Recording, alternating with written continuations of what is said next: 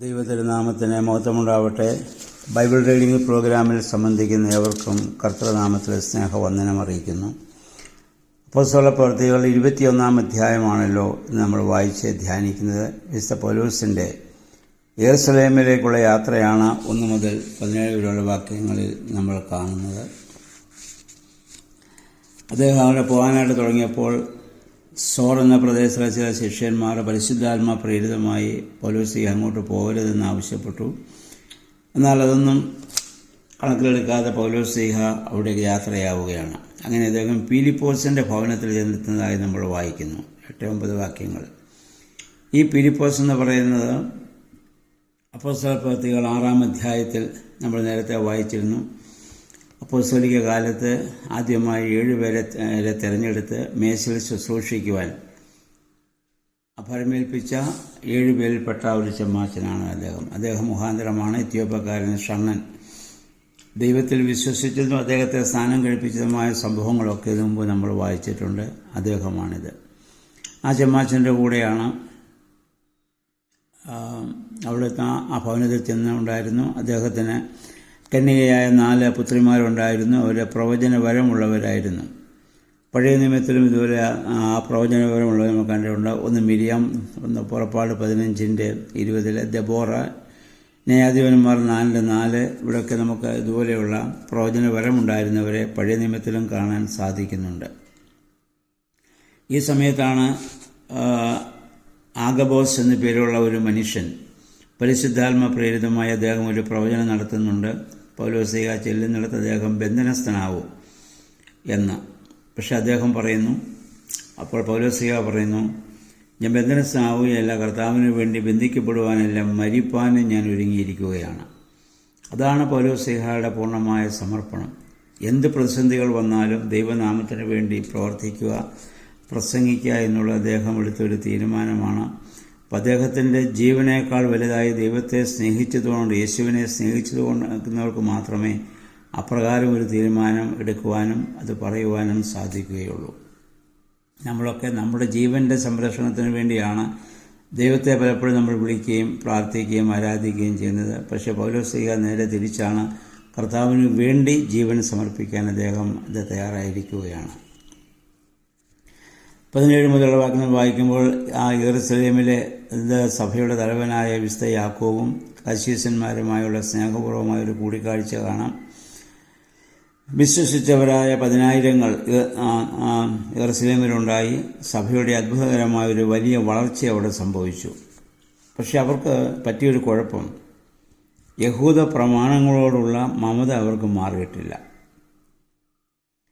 അപ്പോൾ അവർ മോശയെയും അവരുടെ ന്യായപ്രമാണത്തിന് പ്രകാരമുള്ള പരിച്ഛേദനയൊക്കെ അവരെ ഇങ്ങനെ മനസ്സിൽ ആദരിക്കുകയും ബഹുമാനിക്കുകയും ചെയ്തിരുന്നവരാണ്. പൗലോസിനെക്കുറിച്ച് അവർക്ക് തെറ്റായ ധാരണയാണ് ഉണ്ടായത്.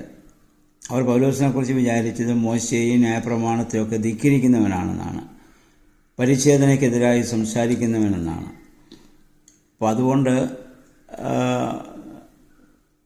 അദ്ദേഹത്തെ അവിടെയുള്ള ആളുകൾ ഉപദേശിച്ചു ഇത് പൗലോസിന്. അപ്പോൾ ആളുകളുടെ ഈ തെറ്റിദ്ധാരണ മാറാൻ വേണ്ടി 4 പേരവിടെ ഉപവസിക്കുന്നവരായിട്ടുണ്ടായിരുന്നു. അവരോട് ചേർന്ന് ഒരു വ്രതത്തിൽ പൗലോസും അത് പങ്കുകൊള്ളുകയും അവരുടെ മുടി ക്ഷൗരം ചെയ്യിക്കുന്ന ആ യാഗച്ചെലവ് പൗലോസ് സ്വയം വഹിക്കുകയും ചെയ്തു. എന്തിനെന്ന് ചോദിച്ചാൽ അവരുടെ ആളുകളെ അത് തൃപ്തിപ്പെടുത്തുന്നതിന് വേണ്ടിയാണ്. മോശയ്ക്കോ പഴയ നിയമ പ്രമാണത്തിനോ ഞാൻ എതിരല്ല എന്ന് കാണിക്കുന്നതിന് വേണ്ടിയാണ്. സംഖ്യാപുസ്തകം 6 അധ്യായത്തിലും ഇങ്ങനെയുള്ള നേർച്ചകളെക്കുറിച്ച് നമ്മൾ വായിക്കുന്നുണ്ടല്ലോ. അതുകൊണ്ട് ഞാൻ മോശയുടെ പ്രമാണത്തിന് എതിരല്ല എന്ന് ജനത്തെ ബോധ്യപ്പെടുത്താൻ വേണ്ടിയാണ് അദ്ദേഹം അത് ചെയ്തത്. കാരണം പരിച്ഛേദന ആവശ്യമില്ല എന്ന് യെരുശലേം സുന്നഹദോസിൽ 15 അധ്യായം നമ്മൾ വായിച്ചപ്പോൾ കണ്ടതാണ്, അവിടെ വെച്ച് തീരുമാനിച്ചതാണ്. കാരണം ന്യായപ്രമാണത്തിലെ കർമ്മങ്ങൾ കൊണ്ടല്ല, പ്രത്യേക ക്രിസ്തുവിലുള്ള വിശ്വാസം കൊണ്ടാണ് രക്ഷയിലേക്ക് വരുന്നത് എന്നുള്ള ആ പൗലോസിൻ്റെ നിലപാട് അന്ന് മറ്റ് അപ്പോസ്തലന്മാരും അംഗീകരിക്കുകയും ചാക്രിക ലേഖനം എല്ലാ സഭകൾക്കും എഴുതി അയക്കുകയും ചെയ്തതാണ്. എന്നാൽ ഇവിടെയുള്ള ആളുകൾ തന്നെ തെറ്റിദ്ധരിക്കാതിരിക്കാനും താൻ മോശയ്ക്കെതിരല്ല എന്ന് കാണിക്കാനും വേണ്ടിയാണ് അദ്ദേഹം ഇത് ചെയ്തത്. അതുപോലെ തന്നെ നമുക്കറിയാം, അദ്ദേഹം തീമോത്തിയോസിനെ അദ്ദേഹം പരിച്ഛേദന കഴിപ്പിച്ചതും ആളുകളെ അന്നത്തെ ആ സമൂഹത്തിൻ്റെ ആ എതിർപ്പിനെ അവഗണിക്കാൻ വേണ്ടി ചെയ്തതാണ്. അതുകൊണ്ട് യാതൊരു പ്രയോജനമില്ലെന്ന് അദ്ദേഹത്തിന് അറിയാം. പക്ഷേ അദ്ദേഹം ഇത് ചെയ്യേണ്ടി വന്നു. പിന്നീട് നമ്മൾ കാണുന്ന ആസിയയിൽ നിന്ന് അല്ലെങ്കിൽ എഫേസോസിൽ നിന്ന് വന്ന തീവ്രവാദികളായ യഹൂദന്മാർ അവർ പൗലോസിനെ ഏറെ വെറുത്തിരുന്നതിനാൽ അവർ ദേവാലയത്തിൽ കണ്ടപ്പോൾ പൗലോസിനെ ദേവാലയത്തിൽ കണ്ടപ്പോൾ അവർ കോപിഷ്ഠരായി ജനത്തെ തെറ്റിദ്ധരിപ്പിച്ച് ബഹളമുണ്ടാക്കി ന്യായപ്രമാണത്തെ ധിക്കരിക്കുക മാത്രമല്ല വിജാതിയരെ പോലും ദേവാലയത്തിൽ പ്രവേശിപ്പിക്കുന്നു എന്ന് അവർ ആരോപിക്കുകയും ചെയ്തു. അപ്പോൾ അങ്ങനെ അവരെ ജനം മുഴുവൻ അക്രമാസക്തരാകുകയും പൗലോസിനെ ദേവാലയത്തിൽ നിന്ന് വലിച്ചിറക്കുകയും ഒക്കെ ചെയ്യുന്നതായി നമ്മളിവിടെ കാണുന്നുണ്ട്. അപ്പം അങ്ങനെ വന്നപ്പോഴാണ് സഹസ്രാധിപനും ശതാധിപനും പട്ടാളവും ഒക്കെ രംഗത്തെത്തത്തക്ക പരിതസ്ഥിതിയിൽ ആയിരക്കണക്കിന് ജനങ്ങൾ ഒന്നിച്ചവിടെ ബഹളം ഉണ്ടാക്കിയതായി നമ്മൾ അവിടെ വായിക്കുന്നുണ്ട്. അങ്ങനെ സഹസ്രാധിപൻ്റെ ഉത്തരപ്രകാരം പൗലോസ്ലീഹ വീണ്ടും അവിടെ ബന്ധനസ്ഥനാക്കപ്പെടുകയാണ്. അവിടെ നമ്മൾ കാണുന്ന മറ്റൊരു പ്രത്യേകത, തന്നെ എങ്ങനെ ബന്ധനസ്ഥനാക്കി നിർത്തുമ്പോഴും അല്ല തന്നെ ഇങ്ങനെ ശക്തമായിട്ട് ജനങ്ങൾ എതിർക്കുമ്പോഴും തന്നെ കൊല്ലുവാൻ ആവശ്യപ്പെടുന്നവരുടെ മുൻപാകെ പൗലോസ്ലീഹ നടത്തുന്ന പ്രസംഗങ്ങളാണ്. അദ്ദേഹം ഒരിക്കലും അതിൽ നിന്ന് പിന്മാറുന്നില്ല. യേശുവാണ് ദൈവം, അവനിലൂടെ അല്ലാതെ രക്ഷയില്ല എന്ന് അദ്ദേഹം വീണ്ടും വീണ്ടും ഉറക്കെ പ്രഖ്യാപിച്ചുകൊണ്ടിരിക്കുകയാണ്. അപ്പോൾ അവിടെയുള്ള സഹസ്രാധിപൻ പൗലോസിനെ തെറ്റിദ്ധരിച്ചു. കാരണം ഇതിനു മുൻപ് മിസ്രൈമ്യനായൊരു കള്ളപ്രവാചകൻ ഏതാണ്ട് 30,000 ആളെ കൂട്ടിച്ചേർത്ത് മരുഭൂമിയിൽ ഒലിവുമലയിലേക്കൊരു സേനാ നീക്കം ആ കാലഘട്ടത്തെ നടത്തുകയുണ്ടായി. എന്നാൽ ഫെലിക്സ് രാജാവ് അവരെ അവിടെ നിന്ന് ചിതറിച്ചു. അങ്ങനെ എന്നാൽ ആ നേതൃത്വം കൊടുത്തയാൾ ആ മിസ്രൈമിന് അവിടെ നിന്ന് രക്ഷപ്പെടുകയും ചെയ്തു. ആ മിസ്രൈമിനാണ് പൗലോസ്ലീഹ എന്ന് ഇദ്ദേഹം ഇവിടെ തെറ്റിദ്ധരിക്കുന്നുണ്ട്. അപ്പം അങ്ങനെയാണ് അദ്ദേഹം ഇതിനോട് പൗലോസിനെ ബന്ധനസ്ഥനാക്കാനൊക്കെ ആവശ്യപ്പെടുന്നത് അതുകൊണ്ടാണ്. അപ്പോൾ വിശുദ്ധ പൗലോസിൻ്റെ ഒരു ആത്മാഭിമാനം അദ്ദേഹം പറയുന്നുണ്ട്, ഞാൻ തർശീസുകാരനാണ്, അവിടെ വിഖ്യാതമായ സർവകലാശാല കേന്ദ്രമുണ്ടായിരുന്നു, അദ്ദേഹം സ്വയംഭരണ അവകാശമുള്ള പ്രവിശ്യയാണത്, ഒരു അല്ലെങ്കിൽ തർശീസുകാരൻ ആയ ഒരു റോമാ പൗരത്വമുള്ളവനാണ്,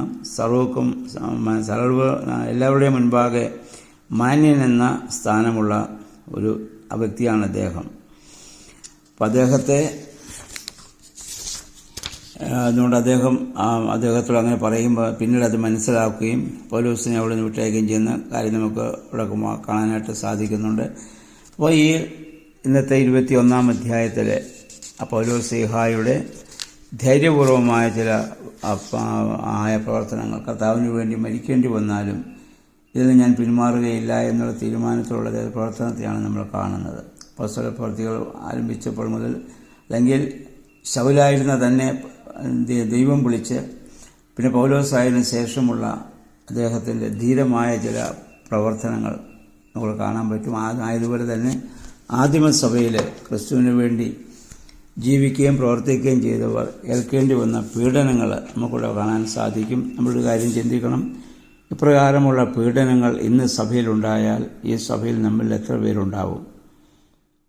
നമ്മളാരും ഉണ്ടാവാൻ സാധ്യതയില്ല. കാരണം എല്ലാവരും നമ്മുടെ സംരക്ഷണത്തിന് വേണ്ടി മാത്രം പ്രാർത്ഥിക്കുകയും നമ്മുടെ സംരക്ഷണത്തിന് വേണ്ടി മാത്രം നമ്മളെ ഈ വിശ്വാസം കൊണ്ട് നടക്കുകയും ചെയ്യുന്ന ഒരവസ്ഥയിലേക്ക് ഇന്ന് സഭ അധഃപതിച്ചു പോയി.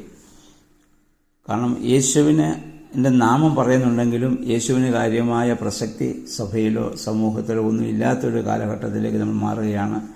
മനുഷ്യൻ്റെ കാര്യസാധ്യത്തിനും നിലനിൽപ്പിനും വേണ്ടി മാത്രം ദൈവനാമം ഉപയോഗിക്കപ്പെടുന്ന ഒരു ഹീനമായ ആധ്യാത്മികതയാണ് ഇന്ന് എല്ലാ സഭകളിലും എല്ലാ സമൂഹത്തിലും പൊതുവെ നമുക്ക് കാണാൻ സാധിക്കുന്നത്.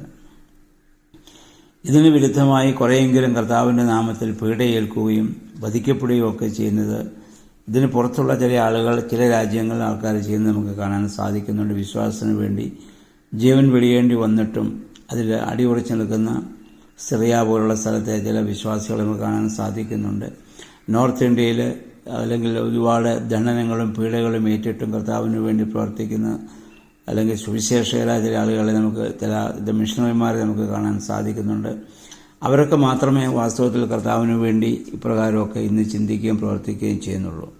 ഇന്ന് നമ്മുടെ ഇടയിൽ ഇങ്ങനെയുള്ള ഒരു പ്രശ്നങ്ങൾ വന്നാൽ കർത്താവിന് വേണ്ടി നിൽക്കുവാൻ, ജീവൻ വെടിയുവാൻ എത്ര പേര് തയ്യാറാകുമെന്ന് നമ്മൾ ചിന്തിക്കേണ്ടതാണ്. പൗലോസ് പറഞ്ഞതുപോലെ അവൻ്റെ പേരിൽ ബന്ധനസ്ഥാവുകയല്ല, മരിക്കാനും ഞാൻ തയ്യാറാണ് എന്ന് പറയുവാനുള്ള ആ വിശ്വാസത്തിൻ്റെ പൂർണ്ണതയിലേക്ക് വരുവാൻ ഈ വേദവായനകളും പ്രാർത്ഥനകളും നോമ്പിലെ പ്രാർത്ഥനകളൊക്കെ നമ്മെ ശക്തീകരിക്കട്ടെ എന്ന് പ്രാർത്ഥിക്കുന്നു. നല്ല ഒരു ശുഭദിനം എല്ലാവർക്കും ആശംസിച്ചുകൊണ്ട് നിർത്തുന്നു. ദൈവനാമം മാത്രം മഹത്വപ്പെടട്ടെ.